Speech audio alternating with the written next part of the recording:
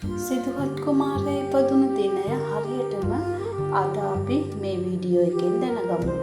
ඒ වගේම බුදුහාමුදුරන්ගේ තෙමගුල සිද්ධ වුණ වෙසක් පෝය දවස අවුරුද්දෙන් අවුරුද්දට වෙනස් වෙද්දී යේසුස් වහන්සේගේ උපත සමරන නත්තල හැමදාම දෙසැම්බර් 25ටම එන්නේ කියලා ඔයාලා කවදා හරි හිතලා තියෙනවද? මේක පිටිපස්සේ තියෙන ලොකුම කැලෙන්ඩර් රහස අද අපි කතා කරමු.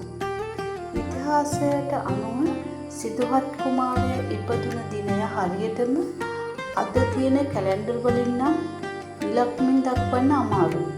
හැබැයි බුද්ධ කාලේ දවස් ගණන් කළේ චන්ද්‍ර දින දර්ශනයට අනුව. එහෙමත් නැත්නම් හඳ පදනම් කරගෙන. මාසයක් ඇතුළත හඳේ කලාවන් වෙනස් වෙනවා. අමාවක, පුරාටවක, පුර 15ක, අව 8ක විදියට. මේ විදියට අහසේ සම්පූර්ණයෙන්ම හඳ පායන දවස. ඒ කියන්නේ පුර 15ක දවස තමයි පෝය කියන්නේ. මේ විදියට අවුරුද්දේ මාස 12ටම වෙන වෙනම නම් තියෙන පෝයවල් 12ක් තියෙන බව අපි දන්නවනේ.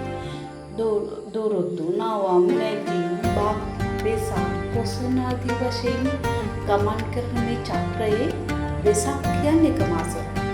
ඉතින් බුදුහාමුදුරන්ගේ උපත, බුදු වීම සහ පිරිනිවන් පෑම කියන ප්‍රධාන සිදුවීම් තුනම සිද්ධ වුණේ මේ වෙසක් මාසයේ.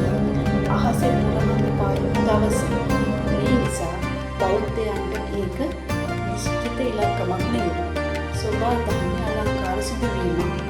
අනෙක් අතට අද අපි පාවිච්චි කරන කැලෙන්ඩරේ හැදිලා තියෙන්නේ පෘථුවිය ඉර වටා යන කාලය. ඒ කියන්නේ සූර්ය දින දර්ශනය පදනම් කරගෙන. ඇත්තටම යේසුස් වහන්සේ හරියටම ඉපදුන දිනයකුත් ඉතිහාසයේ සටහන් වෙලා නැහැ.